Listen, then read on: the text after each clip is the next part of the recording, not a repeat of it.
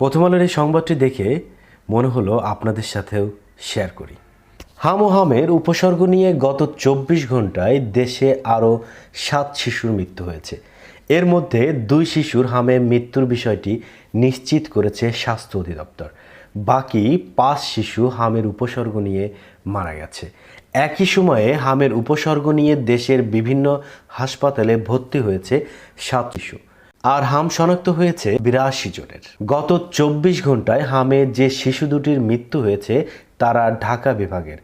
আর হামের উপসর্গ নিয়ে মৃত্যু হওয়া 5 শিশুর 4 জন ঢাকা বিভাগের, 1 জন রাজশাহীর। এই সময়ে সর্বোচ্চ 76 জনের হাম শনাক্ত হয়েছে ঢাকা বিভাগে, 4 জনের হাম শনাক্ত হয়েছে রাজশাহী বিভাগে এবং চট্টগ্রামে শনাক্ত রোগীর সংখ্যা 2। বাকি বিভাগগুলোতে কোনো শনাক্ত রোগী নেই। স্বাস্থ্য অধিদপ্তর বলছে শেষ 24 ঘন্টায় সারা দেশে হামের উপসর্গ দেখা গেছে 1371 জনের মধ্যে। এর মধ্যে 615 জন ঢাকা বিভাগের।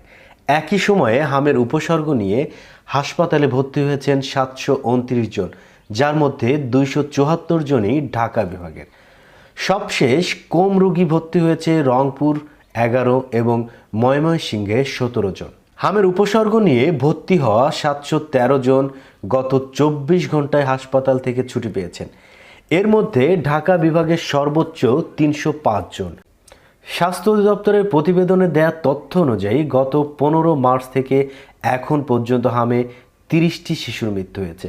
তবে এ সময়ে হামের উপসর্গ নিয়ে মৃত্যু হয়েছে 156টি শিশুর।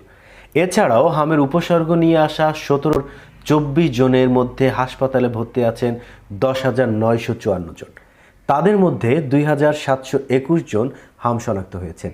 আর সুস্থ হয়ে হাসপাতাল থেকে বাসায় ফিরেছেন 8,369 জন। যদি ভিডিওটি ভালো লেগে থাকে তাহলে শেয়ার করবেন প্লিজ।